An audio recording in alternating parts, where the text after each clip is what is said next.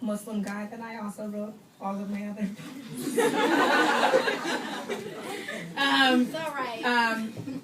And he lived in Rome. We didn't have a long-distance relationship. He lived in Rome. I lived in Philly. It was a mess. But it's called The Grandeur That Was Rome. I don't know why I'm reading this poem. I don't know. Okay. Home is where the heart is. So I came back to the States to find mine. Funny, it's not here. Must have been used in some ritualistic sacrifice. So I'm going to make pilgrimage. Gather some of our holy relics, set foot in St. Peter's. I need a little of that old world redemption. It's not that I'm full of regrets, just full of sins. But hey, when in Rome, do as the Romans do. And if I had followed my heart, then all roads would still lead back to you. Oh, eternal city. With your winged angels and your masterpieces, take care of my pieces. Because unlike yours, mine are not made of marble. They break much easier when they're made of kisses, and scars aren't as flame retardant when they're dressed in dogmas and satin sheets. And damn it, they don't last as long.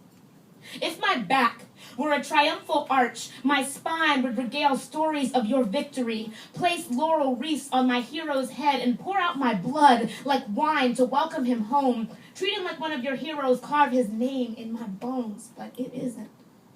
My spine is just a spine.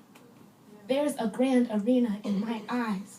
I have been filled with water and made float on dry land, surviving the crocodiles in my tear ducts and wishing the audience disliked heartbreak as much as gladiators past their prime. And I hate to break it to you, but your beloved Colosseum is just a lopsided bowl of ruined Roman sunshine, and I see myself in its reflection, tattered. You and me, just a fraction of our former glory.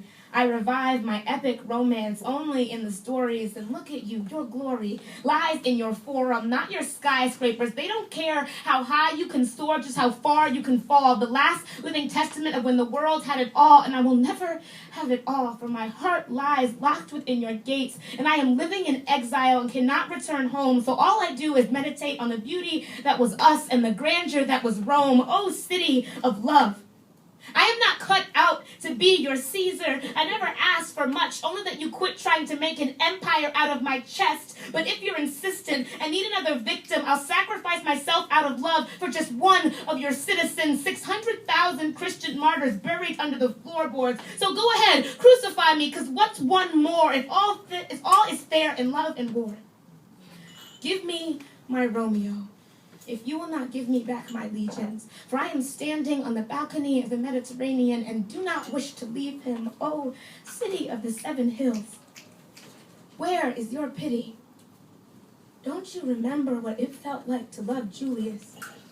Don't you remember how he called your name, how you wept olive branches and rose petals when he left for a long campaign? I know that kind of pain all too well. My crown barren without his kisses, my temple mourning his effigy, my virgin gardens withering dry without the fountain of his voice. I am a muse bereft of inspiration, just Nero, clumsily pawing a lyre. We both know what it feels like to be sacked, abandoned, and then set on fire in 330 AD. Rome, you had your heart ripped from your bosom and sent to the east, so how dare you ask the same of me?